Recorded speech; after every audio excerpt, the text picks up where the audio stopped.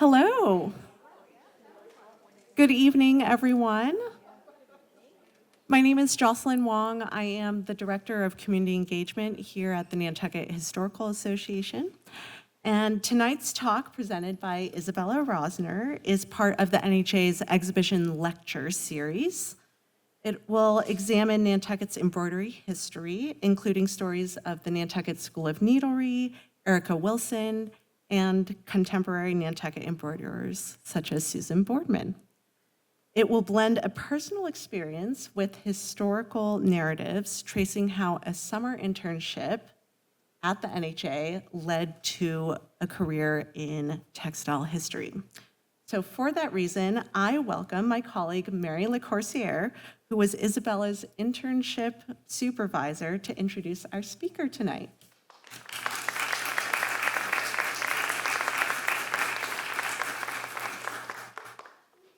Hello, everyone.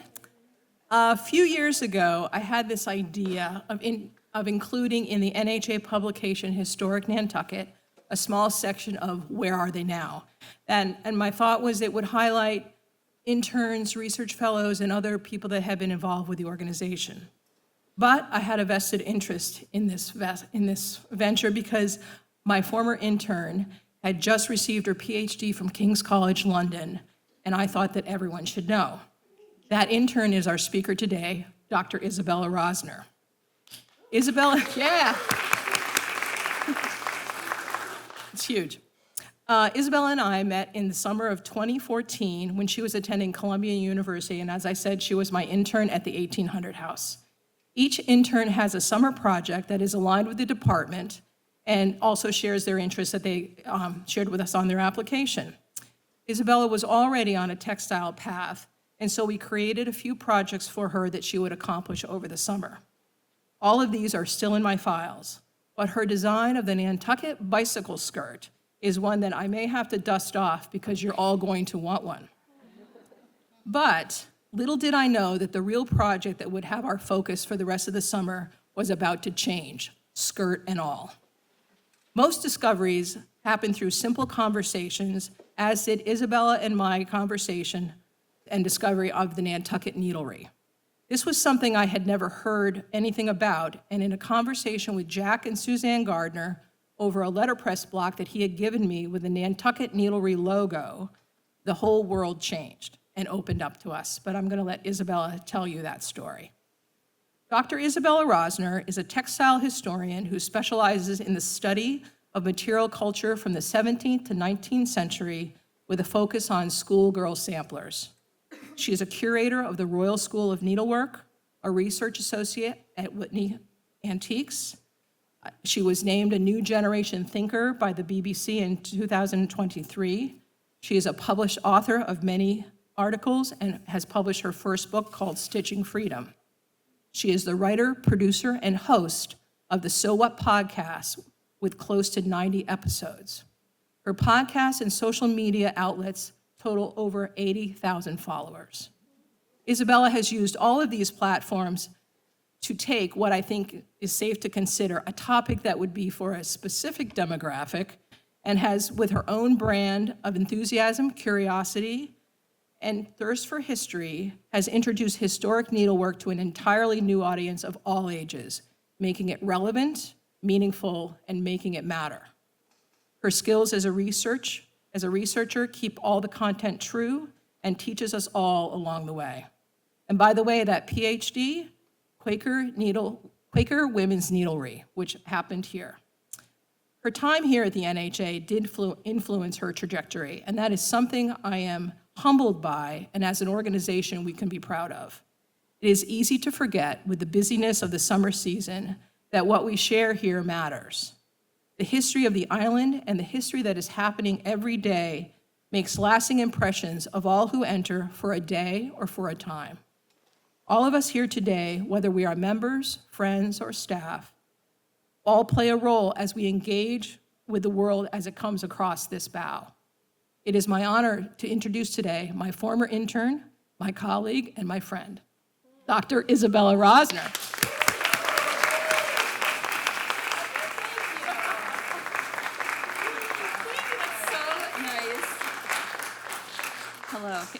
Can you hear me? Yeah, hi. Thank you, Jocelyn. Thank you, Mary, for that very kind introduction. The fact that I am back here today is the craziest, coolest thing ever. The fact that I'm still friends with Mary and that she is a colleague and somebody I can still learn from 11 years later. Is that right? Yeah. It remains a true gift. The fact that there are so many familiar faces in this audience, another great gift. Thank you for being here. And thanks for listening to this, I don't know, kind of curious, random journey through historical embroidery. So as you can kind of already tell, I'm a very conversational speaker. I will not be talking, I'll be talking from some vague notes, but I'm mostly just gonna be talking at you guys for a while. It's gonna be an interesting journey. Hopefully, it will not be too illogical, but basically we'll move from my internship here at the 1800 House to Erica Wilson and the Nantucket School of Needlery. Then I will look at Nantucket needlework present and past and how it relates to needlework from beyond this island. Then we have to get into Quakers at the very end because my academic journey has actually come full circle because of Nantucket. And I'll tell you more about that in a second. So yes, as Mary said, I am the curator of the Royal School of Needlework. I said in my job interview that the only reason I even want to work at the Royal School of Needlework is because of Nantucket, and that is completely true. I will tell you more about that in a second. I should say that the Nantucket Historical Association was my first museum internship. It was the thing that turned me from wanting to be a costume designer to wanting to be a textile historian working in museums. I wanted to be a costume designer because I was like, the glamour of film sets and I get to make stuff, how cool. And then I realized that most of it was just sitting kind of on set and being quite bored. But I found that I always loved the normal stuff of normal people and being able to kind of delve deep into the decorative arts of the past here in Nantucket. It sparked something within me and made me realize that actually museum work is the correct, for me, combination of creativity and research and deep thinking. So let's get into it. Right, so that's me. I'm pretty sure I forced Mary to take this photo of me on my last day. I told her last night, and it's true, that I was so sad to leave my internship here that I cried all the way. It's not that far of a walk, but like very much aggressively sobbed from Hadwin House to 1800 House, made Mary take a selfie with me, made her take this photo of me. Very embarrassing, but it clearly all worked out because we're still actually friends. So I worked at the 1800 House in 2014. I'll talk about my projects in a second, but I want to talk a little bit about how my journey with needlework that has brought me here today basically started on one of my first days in the organization. I was introduced by Mary to Edie Bourrier, who was teaching a class at the 1800 House, which was, I'm pretty sure, a Nantucket-themed doorstop. I remember a lot of this is quite vague. Trying to excavate these memories. Oh, what an interesting time. I thought that was only happening on this screen, sorry. Trying to excavate my memories from 2014 in this process has been another research project in and of itself. So some of it is still a bit vague.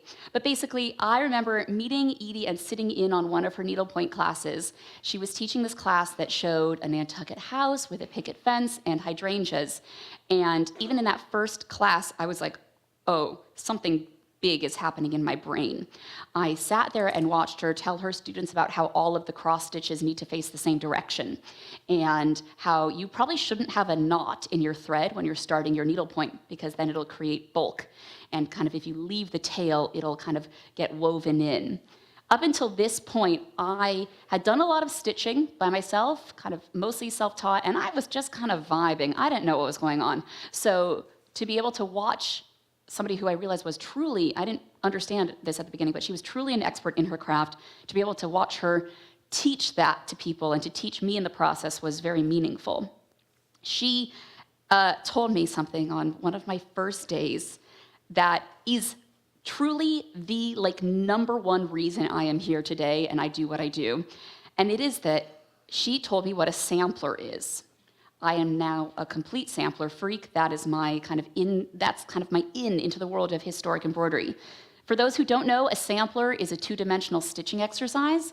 usually made by girls in school or taught in the home, and it would be an opportunity to practice all different sorts of stitches and motifs, your literacy through text, Bible verses. Oftentimes you would say where you are and who you are. So here we can see that at the, can I do this? Yes, at the very top it says marked this in April 1797. Then down here we see Polly Coffin born March the 16th, 1786. This was really exciting to me, learning about what a sampler was, because I had never come across a textile that was a genealogical document. That blew my mind in and of itself, but the thing that actually rocked my world so hard is when Edie Bourdier told me about this motif. We see it at the bottom and at the top. She said, "Do you know what a sampler is?" I said, "No, I do not." She told me what a sampler was, and then she said, "You can identify a Nantucket sampler based on one motif. It is that tree motif. And if you see that tree motif, it was made in Nantucket." My tiny 19-year-old mind was so blown, I cannot even tell you. When people ask me how I got on this path, that is always the story I start with, because it was one of the, not to be dramatic, but it's true, one of the biggest, most groundbreaking moments in my life, to understand that these people I'd always been interested in, kind of normal people of the past, young people, women, to be able to discover them through the objects they made and kind of go on this detective journey of figuring out where they are based on one singular image. My life was truly never the same. That is why I am here today, is because I learned about the Nantucket tree in a sampler. Crazy. So in the midst of all of this, it was like a big few months for me, because in the midst of learning about what a sampler was and the Nantucket tree motif, I, as Mary said, was given some intern projects. And my projects were to come up with quilting courses for the 1800 house. I made I'm going to use this again. Okay, at the bottom, a little patchwork bag, an iPad case. None of these are particularly well stitched. Again, up until this point, I hadn't ever taken a needlework class. I was just kind of making things up. And then at the top, this is, sorry, the photo's really bad because it's 2014 Instagram, so it's very blown out. But at the top is this bicycle skirt, which I'm glad that Mary loves, because I looked at this photo and I thought, God, there is no quilting on here. What was I doing? But I made all of these pieces in the midst of learning about not only what a sampler is, but also what the Nantucket School of Needlery was. So Mary already mentioned the Nantucket School of Needlery. I think her memories of this, what felt like the biggest discovery in my life up until this point, they're better than mine. I have almost no recall of what happened, but I think part of it was, as I was starting to do research on kind of thinking about these quilting courses, I was doing a little bit of Googling about, I said, search something like Nantucket needlework. And I came across a lot of stuff about Erica Wilson, who I'll get into, and I would occasionally see a reference to Nantucket School of Needlery. This was at the same time that we saw this printing block that said Nantucket Needlery on it. I'll show you a picture of it in a few slides. I was intrigued. Up until this point, I hadn't really done any sort of thorough research. I had just finished my first year of college. But I took to Google and I started kind of delving deeper into this thing, the Nantucket School of Needlery, this thing that I had never heard of. Mary hadn't heard of it. We were confused. And you could see find little bits of it online, but I was really intrigued to find more, and I know Mary was as well. That gave me this drive, this need to research that has clearly never left me, given that I just finished a PhD. I love research. And it was an extremely rewarding journey into understanding the history of textiles on this island. I'm from Los Angeles. I, up until this point, had never been to a place nearly as small as Nantucket. So to see what a rich world there was here of textiles, of fabric, of people decorating their bodies and their homes and their lives, it was really kind of overwhelming for me and very exciting, because it helped me understand that even in a small place, textiles were really important. And I think that is, turns out I loved research, and that was one thing, but also I just wanted to know more about all of the different ways in which textiles were used here and created here. So in these initial Google searches, these initial going to the library and talking to Mary, I didn't find very much about the Nantucket School of Needlery, but I learned a lot about Erica Wilson. I think a lot of the people in this room know a lot about Erica Wilson, but I'd like to talk about her anyway because I just think she's the coolest. So Erica Wilson, it's very interesting. I think a lot of the people in this room know exactly who I'm talking about, but I work now at the Royal School of Needlework, and I will say to people, hey, do you know Erica Wilson? And they'll be like, who? And every American who comes to visit says, oh yeah, I absolutely know her. She is the Julia Child of embroidery, and she was an extremely important, yeah, somebody laughed, but it's true. This is like not even my quote. She was known as the Julia Child of embroidery because she taught stitching on public television, and she was hugely important. So Erica Wilson was British. She was trained at the Royal School of Needlework. Here are her samplers. In the current collection that I oversee and curate, we have loads of samplers just like this. I'm going to talk about them briefly because I just think they're neat. So Erica Wilson went to the Royal School of Needlework for 4 years. She did her complete training there, and she made these samplers amidst others. But she created a crewel work sampler. This is her church work sampler, her white work sampler, and her canvas work sampler. All of these samplers are exactly in keeping with what you needed to make as a student at the Royal School of Needlework. So every single person who passed through the RSN's doors for decades made this sampler. I have like 15 in my collection. All the same colors, all the same stitches. It was a chance for the assessors to truly have an objective base, and you were able to assess it easier if every single student was making the same thing. Over here with her churchwork sampler, she would have been made to create a big central cross, this pomegranate at the top, the crown, the fleur-de-lis, and then she could pick her other designs. We have a lot of churchwork samplers from this period and others in our collection, and it's really interesting to see what choices she made. These sorts of florals down there are really unique. She made this lovely Elizabethan lady in white work, and true to RSN style, had to create every border with a different pulled thread or drawn thread work technique. And then over here, her canvas work sampler is very typical of samplers made at that school as well. Lots of different kind of contemporary geometric patterns, all worked in tent stitch or gobelin stitch or flame stitch, these sorts of repetitive canvas-based stitches. Anyway, just fun, I thought. So Erica Wilson moves from the RSN to the US in 1954. She is hired by a woman named Mrs. Margaret Paschal in Millbrook, New York, and she is hired to teach women in that area how to embroider. Linda Eaton, who is the late and much missed former curator of textiles at Winterthur, said that she started off teaching gold work, but many of her students claimed to be sick and didn't come in for the second session because the gold work was too hard. So she switched to crewel work, which is C-R-E-W-E-L, not cruel like you're being so mean to me. It's crewel, which is a type of woolen thread. That was easier for her students, thicker thread. Making gold work is really, really difficult. So she stuck with crewel work for the rest of her career primarily. She taught in New York, all over the state, and she was assisted by her long-term friend and employee, Edie Bourrier, who is the person who taught me what a sampler is. She was Erica Wilson's right-hand woman. I did not understand all of this when I was 19. I did not really get the impact of it until the end of my internship. But the fact that I'm now the curator of the RSN, having been taught by the right-hand woman of a person from the RSN, I think is an amazing full circle thing, and did not impress my interviewers at my job as much as I thought it would, but it's very special to me. So one of Erica and Edie's students was a woman named Mary Ann Beinecke, and she was in Rye, New York. She said to Erica, you should probably teach on Nantucket because a lot of your students go there in the summers. And so Erica and her husband, Vladimir Vladdy Kagan, they first rented and then they purchased a house on Liberty Street, and she sold embroidery materials from there. And then she opened a store in town, that store that's still there.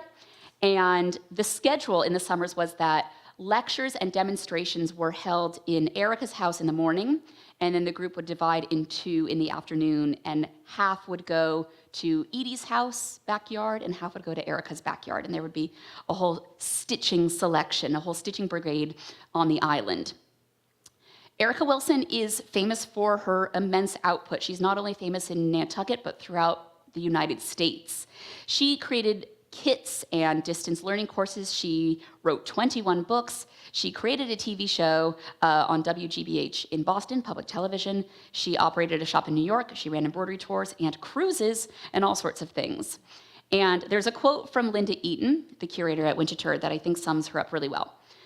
Her most lucrative business venture was her contract with Columbia Minerva, signed in 1962 for the then astonishing sum of $100,000. Embroidery was a big business and was very popular throughout the 20th century. In the 1960s and 1970s, embroidery materials and kits were sold on the ground floor of many high-end department stores, where cosmetics are sold today.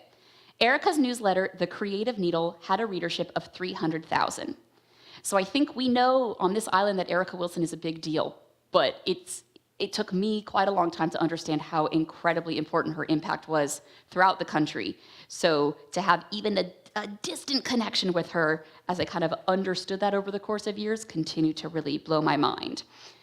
But as I was interning here, I was kind of picking up the importance of Erica Wilson. I was getting little bits, but I didn't really understand the importance of the Nantucket School of Needlery until I found out that the Nantucket School of Needlery was, at its time, the only formal needlework education program in the United States. And I'll talk more about that. I remember where I was. I was sitting at my tiny desk in the 1800 house. I think I made a little scream. I don't think Mary was in the house, which was probably for the best, because I was really really trying to wrap my head around the fact that this tiny island I had found myself on by chance happened to be at the center of this thing I was becoming increasingly passionate about. So I am not going to read you the entirety of the essay I wrote for the NHA about the Nantucket School of Needlery back in 2014, but I'm going to read you some of it because looking back at it 11 years later, I think it remains like a pretty solid overview of how rich the world of needlework was on Nantucket in the mid-20th century. And this tiny island was really the site of a huge amount of textile production. It's alluded to and talked about very well in the exhibition upstairs, but the kind of many intricate kind of weaving togethers of different organizations involved in looking back to textiles of the past to create textiles of the present is kind of complex. So I'm going to run through it quickly. So in 1957, Walter Beinecke Jr. founded the Nantucket Historical Trust, which was an organization that restored Nantucket's old buildings. In 1961, the trust began its restoration of the Jared Coffin House. And in that same year, Mary Ann Beinecke, we met her, she's Walter's wife, established the Nantucket Looms and Nantucket Needlewomen to provide woven and embroidered embellishment for the restored mansion. The Nantucket Needlery, it's confusing because it's the Nantucket Needlery and the Nantucket School of Needlery. Really is not great in my head, but let's try to figure this out. Okay. The Nantucket Needlery, the retail outlet of the Nantucket Needlewomen, and the Nantucket School of Needlery, a licensed school in which the Nantucket Needlewomen and other talented needleworkers taught, were both created in 1966. Basically, Nantucket Needlery was where you went to get your stuff. The Nantucket School of Needlery is where you went to learn the stuff. The Nantucket School of Needlery was very much a cultural staple on Nantucket for almost a decade. It kind of disappeared around 1975. But in 1960, the trust, urged on by Mary Ann Beinecke, hired Erica Wilson to teach Nantucket women crewel embroidery. These embroidery courses were intended to encourage women to work on needlework in the winter and to sell their embroidered goods, things like embroidered eyeglass cases and pillows, in the summer. And this was to create an industry for island residents. In 1961, the trust began its restoration of the historic Jared Coffin House, and Mary Ann founded both the Nantucket Looms and the Nantucket Needlewomen to train island women to make things like draperies, bedspreads, rugs, and embroidery that was necessary for the embellishment of the restored building. Some of the Nantucket Needlewomen who did their decorative work in the Nantucket Weavers' headquarters in the historic Trust building were known as the Crewel Ladies. And I just love that because it makes them sound so mean, but they're really just having a nice time with their needles. Nantucket Looms, which was under the direction of the Historical Trust from 1961 to 1968, expanded and became the Cloth Company of Nantucket in 1966. lots of different movements happen within that. The cloth company was the parent company of several new and already existing shops on the island, and that includes Nantucket Looms, the print shop, which did silkscreen printing, the Nantucket Needlery, and the Nantucket School of Needlery. The needlery sold needlework supplies, from rug frames and gold cloth used for ecclesiastical embroidery to yarn and fabric made at Nantucket Looms, and it was the retail outlet of the Nantucket Needlewomen. It had a branch store on Madison Avenue in New York, and it was stocked with fabric, yarn, frames, needles, ivory accessories, lots of things, and hand-dipped candles even. The school was created with the intention of having both a local school for Nantucket residents and visitors and a home study course for students all over the world. This was a big deal, this idea of making needlework education accessible to everybody, not necessarily in person, but kind of through the shipment of goods and instruction manuals. So with the creation of the cloth company came the official establishment of the Nantucket School of Needlery. So the school offered classes in canvas work, crewel work, stump work, that's raised work that looks three-dimensional, the use of silk and precious metal thread, hedebow and hardanger, which are two Scandinavian white work techniques. They also taught Scandinavian cut work, which is another type of kind of needle lace, complicated. Women from all over the US and a variety of other countries came to learn from the school's teachers. And those teachers were mostly island residents, but they could also take the Nantucket School of Needlery home study course and send in their work to be graded by the teachers in Nantucket itself. The School of Needlery offered its students a research library with a focus on textiles, donated by Mary Ann Beinecke, and containing over 2 million designs and books dating back to 1474. After the school closed in about 1975 and Mary Ann moved away from Nantucket, she donated the collection to the Clark Art Institute in Williamstown, Massachusetts. The women who were learning on island at the Nantucket School of Needlery were being taught by people from as far away as Canada and Sweden.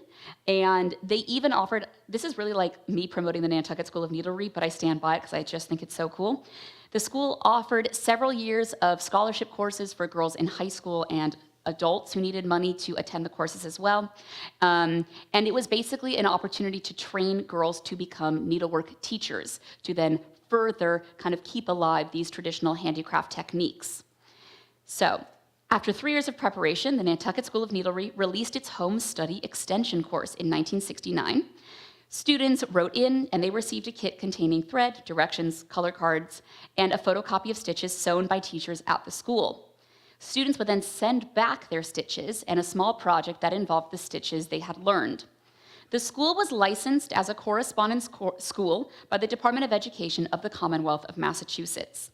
During its existence, the Nantucket School of Needlery was the only licensed needlework school in the country. That was the thing that was such a big deal to me, and remains a big deal to me today, the fact that this country's only and perhaps most widespread needlework education course at a certain point in history came from this island. I could not have expected that when I interned here, but this kind of peeling back the layers to understand the impact of this organization that by 2014 had very little kind of material survival was really exciting.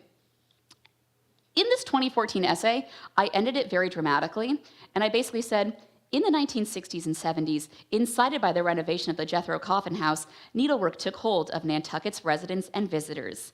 As quickly as it appeared on the island, it disappeared, leaving nothing but articles in archives and stitching samplers left in garages. A Google search of Nantucket School of Needlery yields nothing but a few brief mentions of the courses it offered. A school that counted, pregnant pause, international students and teachers in its ranks has been largely forgotten by the history it tried to recapture. 19-year-old me had a flair for the dramatic, but it's actually not true. Like, I thought that this thing was gone forever and there was very little evidence of it to survive, but that's actually not true at all. The NHA worked with college students in 2014 to take a series of oral histories, and I was able to interview a variety of people who actually attended the school, and that was so exciting to be able to get a glimpse at what this huge project was from the people who actually learned from it and then built their careers kind of on this knowledge. So one of the people who's in this audience today, which is very fun for me, is Susan Boardman. I remember where I was in her house, what a creepy thing from me, when I interviewed her. And interviewing her was a really big deal because I had fallen in love with her embroidery while doing my internship here. And to be able to talk to somebody who knew about the Nantucket School of Needlery, but who also was keeping this tradition of Nantucket needlework alive was really special. So Susan, who is, where are you? I don't know where you are, but hi. So nice to see you. Thanks for being here. Susan uses Nantucket as her muse, and she makes embroidered narratives while exploring the lives of ordinary and illustrious Nantucket women as preserved in archival documentation like journals and letters that are in the archives of the NHA. In 2014, when I was doing this kind of investigative work and trying to understand the impact of the Nantucket School of Needlery, I was really excited about her work because I loved the tiny details, and I loved that it looked like drawing sometimes, and I specifically loved the font. I remember loving the font of this embroidery. But more than a decade later, when I come back to look at it, it's interesting to see what new details I'm obsessed with. The details are specifically, she always uses French knots and little knots to create the kind of foam with the whales in the water where the whales are kind of jumping in. And I love that her interest is in depicting the lives of normal women who are kind of captured by the archive, because those normal women who aren't really present in other parts of maybe other types of historical documentation or other types of objects. Those are my favorite people to study as well. So I'm using Susan Boardman as a jumping off point to explore Nantucket's needlework history, past and present, in a larger context. When I was here for my internship, I was thinking about Nantucket kind of in a vacuum, as this place where needlework was being taught in huge numbers, and it was being spread around the world through this correspondence course, but it was all happening here. What I wanted to do in this part of the lecture is kind of explore how Nantucket needlework was inspired by the outside world as well. And I don't know if this is correct. I've not talked to Susan about this at all, but when I was putting this presentation together, I couldn't help but think about these pieces of Susan's work in a context of other historical objects that ring true to me as a comparison. So in Susan's work, there is a lot of focus on little vignettes, on houses, on military scenes, on sea scenes with whaling. And it reminds me very much of this sampler made by Laura Hyde in Massachusetts. It's in the Metropolitan Museum of Art now. Laura Hyde made this sampler in 1800, and she is using scenes from the diaries of Lady Mary Wortley Montagu, who was traveling around the world. So these are scenes of India and Turkey, faraway lands made by a girl in a kind of burgeoning new country, the new United States in Massachusetts. And I can't help but look at Susan's work and also think about sailor wool works, which are called woolies affectionately. You know, Nantucket whalers were they were doing a lot of scrimshaw, but British sailors of a similar period were creating large-scale embroidered pictures made out of thick wool threads in fantastically bright colors. They were creating portraits of the ships they were on, kind of like fun souvenirs for themselves, for their fun times on board the ship, I guess. I don't know how fun their times were, but like, do what you gotta do. And I think it's so interesting that some of Susan's work, whether she intends it or not, kind of meshes together what is historically a British needlework technique, because these wool works are like 99% of them are American. Are British. I don't think I've ever seen an American one. It's this blending together of a British kind of needlework tradition with American and specifically Nantucket ideas and scenes and words and stories. I just think that's so neat. And now, focusing on needlework from the present to the past, I thought I would look back to the NHA collection. When I was interning here, I got a brief opportunity to look at some of the embroidered pieces in the collection. I did not know what I was looking at that point. I was just excited to be around old stuff. But it's been really a thrill and a delight to be able to think back to this collection and the stuff that I looked at and stuff I'd never seen before. Now, 11 years later, now that I've looked at so much historical embroidery and can really place these objects in a larger context. So on the left, you have this needlework letter case. It would have stored things like letters, obviously, but also things like banknotes and writing supplies and sewing supplies, depending on who owned it.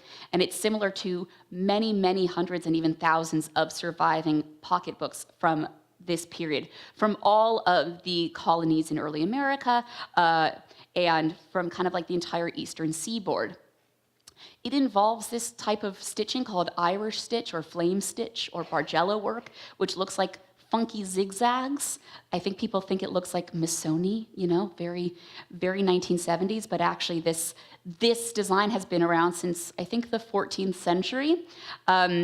It's fun to see Nantucket items that are needleworked and worn on the body, I think, because I can't help but imagine the people who were involved in industry on Nantucket and far away, you know, on whaling ships, engaging with this sort of needlework that was popular throughout early America, throughout a colonial America. And here, this is on the left, the one that's in the Nantucket Historical Association collection, is one of the most important pieces of needlework from this group. This is a group of embroidered samplers called the Boston Fishing Ladies. They are called such because oftentimes they are fishing, but they also capture women who are just kind of lounging, right? So she's just kind of having a nice time. It's usually courting couples. We have a lot of shepherds kind of heading towards the ladies who are lounging, being like, hey, you're really nice, would love to hang out with you sometime. Lots of kind of rolling hills, lots of, you know, little rivers and dancing, jumping dogs, and lots of really cute sheep. But this piece in the NHA collection is, I think, one of the best examples of this larger group. It has on the back some really helpful information. It says, "The Fishing Lady on Boston Common, made by Mrs. Susanna Colesworthy, wife of Gilbert Colesworthy of Boston, who later removed to Nantucket. The date is about 1765. Gilbert was one of the participants in the Boston Tea Party. This excellently preserved piece was presented to the Nantucket Historical Association by Miss Susan Brock, the first curator and daughter of Captain George Brock." And then it has additional information on the back. So Susan Colesworthy was born in Boston in 1752 to Gilbert and Mary Waldo Colesworthy, neighbors of the American patriot Paul Revere. Her brother, Gilbert Jr., took part in the Boston Tea Party. We know this from the back. Colesworthy, who never married, moved to Nantucket around 1773, where she gave birth to a daughter, Persis Percy. First of all, great name for a daughter, Persis Percy.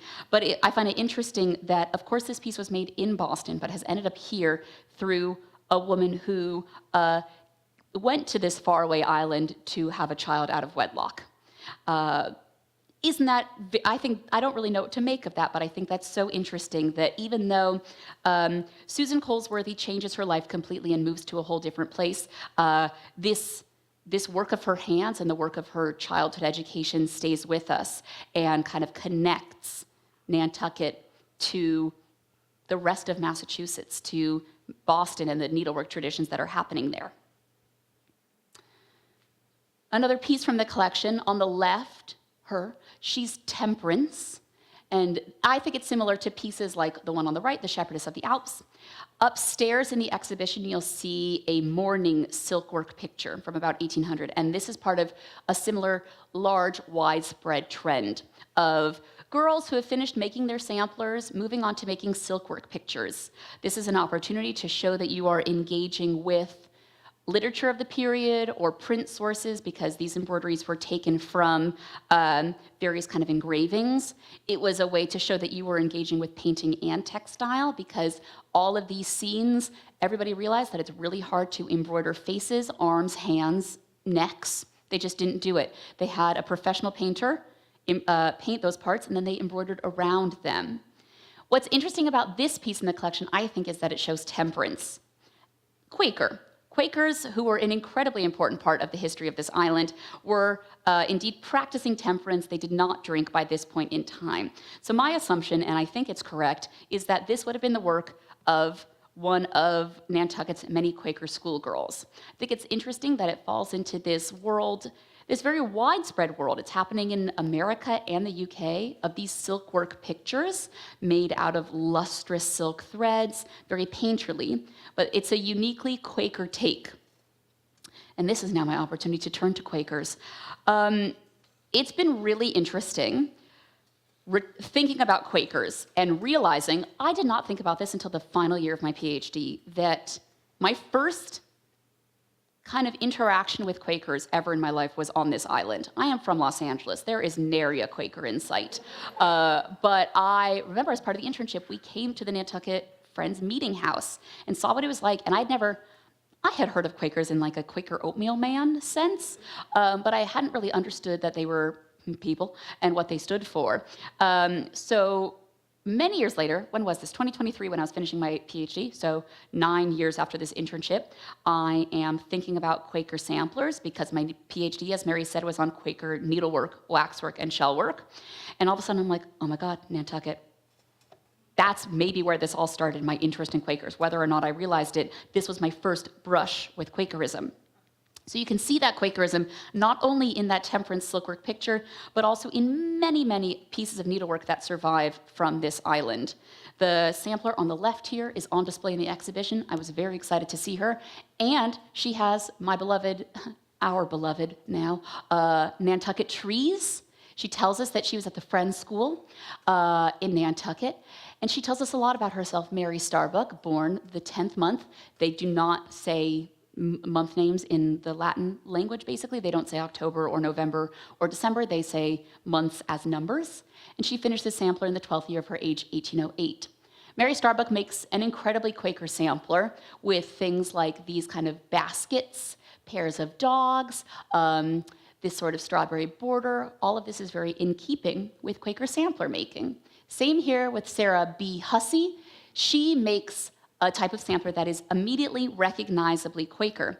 And that is because it has these medallion shapes. You can see these like half octagonal shapes and these baskets. These motifs are all extremely typical of Quaker needlework. I was having a great time realizing this and putting the pieces together back in 2023, when all of a sudden I was, one day, scrolling through the NHA website, collections website, and realized that the NHA actually has one of the earliest American Quaker samplers to have the medallion motifs. People are probably like, who cares? I care. And that's because this needlework sampler style is actually so influential, so important, that if you ever make a reproduction sampler and you know about them, if you're making a Quaker sampler, you are making these sorts of images, these kind of bordered standalone motifs. It's kind of a long story, but it's basically thought that this sampler style of medallions did not come to this country until about 1800. And it didn't come until the creation of a school called Westtown in England. And then the creation of a school, Ackworth in England. And then the creation of a school called Westtown in Pennsylvania in 1799, which was directly inspired by Ackworth School. It was thought that this is when these Quaker motifs were spreading around the world. But thanks to a sampler in this collection, we know that actually the history of Quaker needlework making, Quaker sampler making, Quaker needlework was much more complicated. This is one of only 3 known American samplers with this style from before the creation of Westtown School in 1799. This is initialed MH 1775. When I put the pieces together for that, I was sitting at my tiny desk and I went crazy. Because, first of all, big deal. That is a big deal that part of the story of Quaker needlework and how it spread around the world happened here. But also the fact that my journey into this started with Nantucket. That was the beginning of my academic journey. And the end, arguably, of my academic journey also ends here, was really exciting. You can see that it is part of this much larger world of Quaker needlework. It falls into Quaker needlework that's being made in Ireland, being made in England, being made in Philadelphia and the Americas.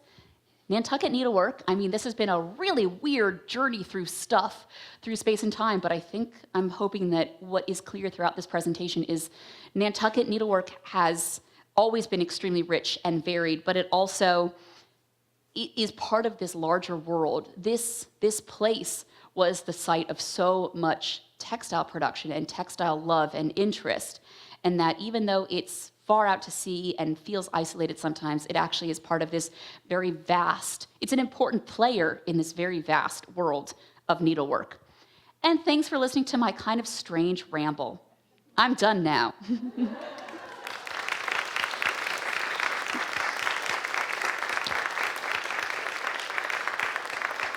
Thanks. Thanks, everybody. I actually forgot to put my timer on, so I hope that wasn't too long. Questions? Thoughts? Complaints? I'll take anything. Or not. Okay. Yeah, you can. Send me an email if you'd like. Okay. Thanks.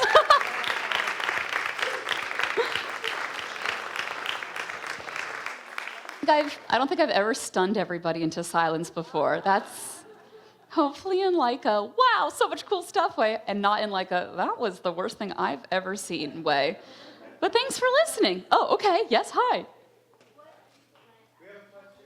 Oh, okay, we have multiple questions now. Thanks, everybody. Do you want to start over here? Start with Susan, I think. Am I planning on doing anything with the BBC? Yes. So, as Mary mentioned, I'm a new generation thinker with the BBC in England. I do not live here. I live in London, despite the accent. I have been on the radio several times now, talking about all sorts of needlework and textiles and tapestries. I did something called The Essay, which is a standalone radio program, and I did it all about Quaker needlework. So if you guys are all of a sudden very passionate about Quaker needlework, I will send you the link. So now I have a standing relationship with the BBC, and I send them a lot of pitches for things, and most of the time they say, no, thank you. But occasionally they'll be like, yes, you can talk about this sort of textile or this sort of thing. So if anybody wants anything specifically talked about on the radio, let me know, and I'll try to pitch it. I think talking on the BBC is a crazy thing because it's weird to hear my own voice on the radio, but I'm just very excited and grateful to have an opportunity to talk about textiles to a national audience because, as Mary correctly said in her little intro, this is niche content. Not everybody loves needlework, but I think they probably should. So it's an exciting opportunity to kind of work towards getting everybody to care. Thanks. Oh, now many. Oh, okay. Well, first I have to preface this by saying I'm the very proud aunt of Isabella. Hi. Very happy to be here. I was just wondering if you could talk a little bit about your collection in London at your job, the kind of works that you deal with there. Oh, yes. Thanks, Aunt Debbie. So fun to have my family here. Literally never had that before. Yes, so the Royal School of Needlework has about 10,000 objects. That was a surprise to me as somebody who knew about the RSN but had never worked there, obviously. We collect all sorts of textiles, primarily embroidery. The oldest textiles we have are Coptic weavings from the 7th or 8th century. The most recent things we have are Chinese embroideries from the 21st century. And we have loads of things in between. So we have a lot of samplers that look like the ones that you saw up on the screen today. We have a lot of samplers that look like Erica Wilson's because they were made at the RSN, but we also have things like moose hair embroidery made by the Huron-Wendat First Nation in Quebec. And we have Panamanian molas, which are basically types of reverse applique, and we have lots of quilts. Turns out we have the world's earliest surviving Caribbean sampler. That was an exciting day for me. We have a lot of random stuff. A lot of it is great. Some of it is bad. We have a surprising amount of lace, but we've been basically collecting. The organization's been around for 153 years, and we have been collecting since then. We were founded by an aristocratic woman, and we were really involved and very central to the arts and crafts movement. So William Morris designed for us, Edward Burne-Jones, lots of big names. Candace Wheeler, who's like the mother of American arts and crafts, supposedly saw our embroidery and was like, I want that. I'm going to do that. That's what we tell ourselves. Unclear if that's actually true. So we have a lot of historical objects that have been collected by the school and kind of these big arts and crafts thinkers from the very beginning of the organization. That's a long answer, but what I will say is if any of you are ever in London and you want to see some stuff, send me an email and I will show you. The RSN doesn't really have very much public-facing stuff. There's one small exhibition a year that you basically have to book a ticket to, but send me an email and you can come behind the scenes and I'll show you some things. Thanks for asking. Franklin House in London? The question was, do you ever collaborate with the Benjamin Franklin House in London? Sadly, we do not yet at least. I don't think that they have any original textiles there, but maybe they do, and I just don't know about it. I haven't collaborated with them personally, and I know the RSN hasn't either, but I am keen because I think Americans love I have heard that my fellow Americans love the Benjamin Franklin House, and it would be interesting to be able to kind of blend together British and American textile production a bit more. So I will be sending them an email. Thank you for the inspiration. Maybe they do, maybe they have the RSN historically. I don't think so, but I am going to investigate. So thank you very much. Hello. Ooh.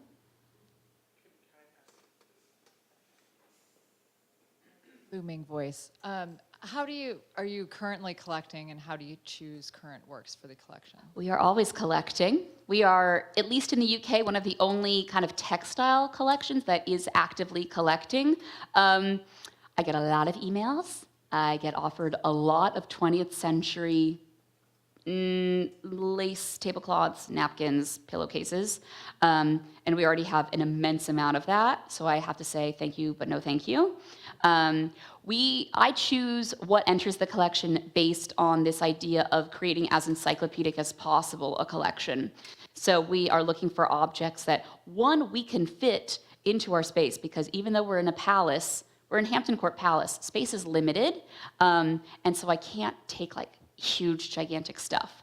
But if it is from a place that we don't have other stuff from, or if it's a time period, if it's a particularly excellent iteration of a technique or a unique material or an interesting motif, I will say yes, by an interesting maker or a unique story. It's about trying to capture as broad a picture of who made embroidery and what they made as possible.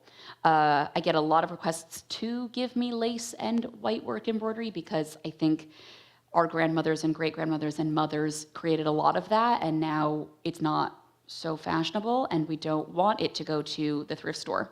We want it to be loved and cared for. Unfortunately, we don't have enough room for it, but it is something that I'm thinking a lot about because I personally, outside of the RSN, am trying to give thought to like how do we preserve the more common, more usual 20th century embroidery that doesn't really have an easy home to sit in right now. If anybody in this room wants to donate some stuff to the RSN that's really interesting, send me an email. But you do have the wonderful NHA right here, so I think probably you want to donate to them first. If not, let me know. Hello. Hi. I was just wondering if there was another Nantucket connection to Erica Wilson's GBH program, and that is through Russ Morash, who was here for many years. I have no, tell me more, sorry. Russ Morash created so many fantastic programs on GBH. Julia Child, This Old House, the Victory Garden, and I'm just thinking that there has to be a connection between the two of them and her ability to have a show on GBH. I would certainly think so. I don't know off the top of my head, but there is 2 recommendations for the Erica Wilson fans in this space. There is an exhibition that's available online through Winchester, which is all about Erica Wilson, her career and her impact. And kind of associated with that exhibition is a book written by the late Linda Eaton and Ann Hilker, who I think maybe has spoken here before, and is basically the world-leading expert on Erica Wilson. They wrote a catalog to accompany the exhibition, and I think if there's information about how she got a show, it would be in there. But that is something that I will look up on the Winchester website, because now I'm very intrigued. Thank you. Nantucket connections everywhere. Hello.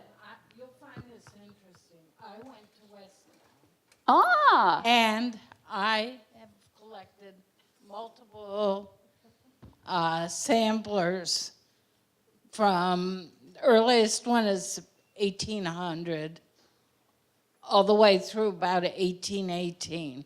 But this biggest question that still remains is who was the teacher that came from Ackworth to Westtown to teach all the girls? Because it's so obvious when you look. That there's a connection.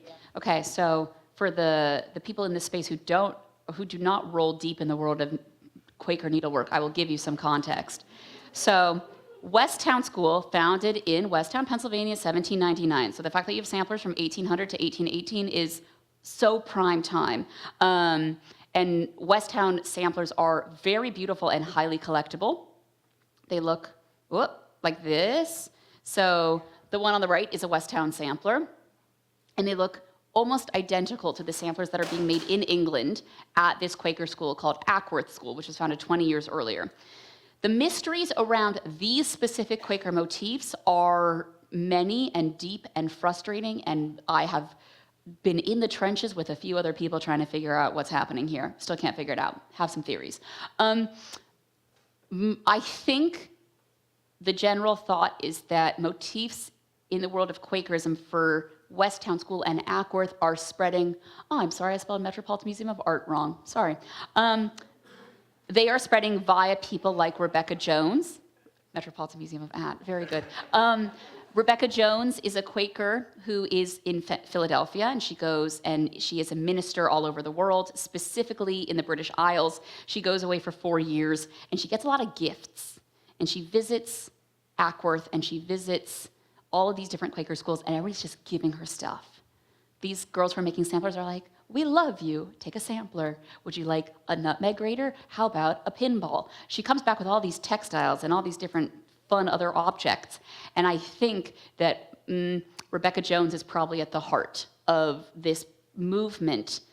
But generally what is interesting about Quakers and Nantucket's mysterious role in all of this is Quakers write so much about so much stuff.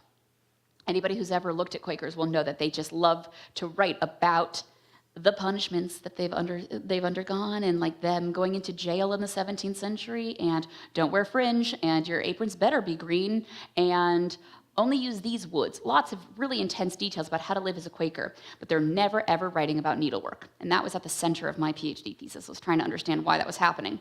And it means that with things like this, we are left with the material evidence of this spread of girls who are Quakers sharing ideas, teachers moving around the world and spreading those ideas further, but we don't really know the mechanics by which this was happening.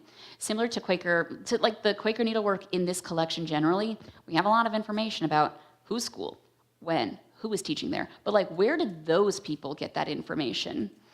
And this really strikes at the heart of one of the most frustrating parts, and also, I guess, gifts of studying historical needlework, is we have so much stuff that survives. We have the stitching of these girls, but we don't necessarily have information about how that stitching happened, or if they liked it, or how they didn't go blind while doing it, and all of these things that are, needlework tells us a lot, but it's also clear how much it doesn't tell us. Long answer, sorry. Hello. Do you do any needlework? The question is, do I do any needlework? Increasingly less as I have less time to do it, as I give more talks and write more stuff, which is a huge gift. Yes, I started off as a stitcher. It's a little intimidating working at the Royal School of Needlework, which has like maybe Britain's best stitchers, because again, just vibing, like don't really know what I'm doing, just having a nice time with a needle and a thread. I started off as a stitcher. I started off as a hand sewer, machine sewer, knitting, crochet, all of that stuff. I still do it when I can, but it's not as often as I'd like. And also, the curse of studying this stuff is that I will look at, Sarah Harris made this thing when she was 10 years old. I could never do that. So the more I look at this stuff, the less I feel like I want to compete with the good stuff. But yes, at my core, yes, I am a stitcher, and it helps to have that embodied knowledge. I think many people in this room can say the same, that to look at the objects, it's helpful to actually know how the objects are made. All right. Thank you. Oh, there's one more. One more. No, it's okay. There's a mic right there, yes. Thank you. We're neighbors. I live in Richmond. So, Hey! yes, hello.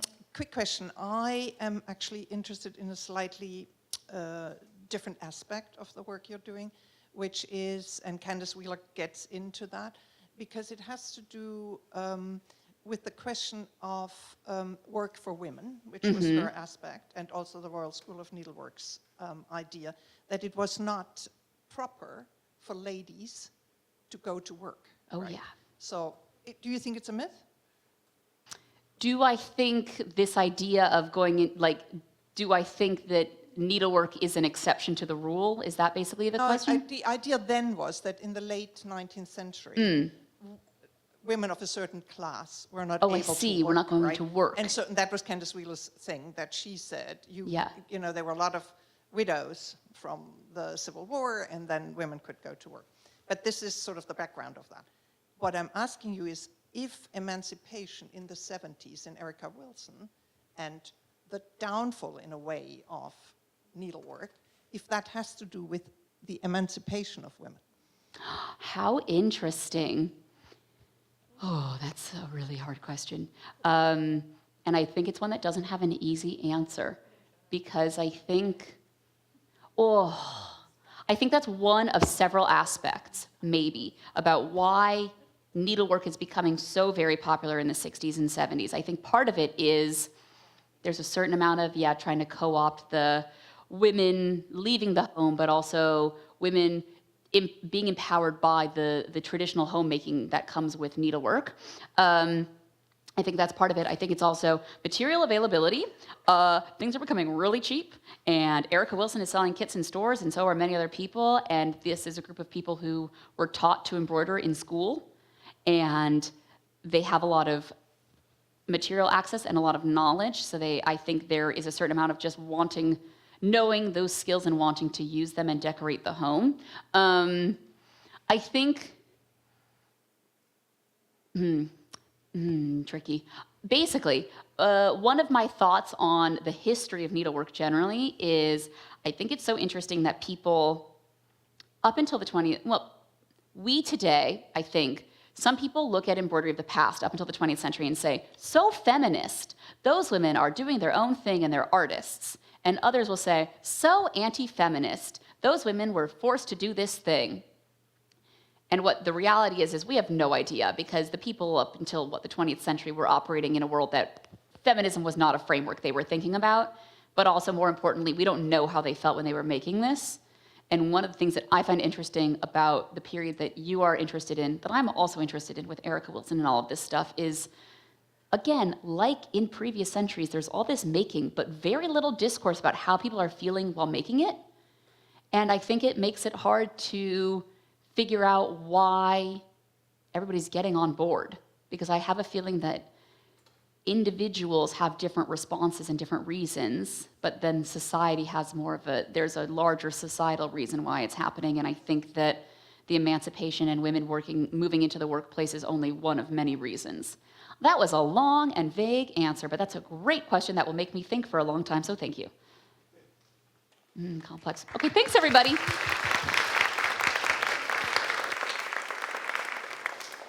Isabella, thank you so much for sharing your amazing full circle professional story with us and an incredible history. As many of you probably are aware, our special exhibition of the year is Behind the Seams, Textiles and Clothing on Nantucket. So this is very perfectly paired. I encourage you to go and check out that exhibition, which will be up until the beginning of November if you haven't already done so.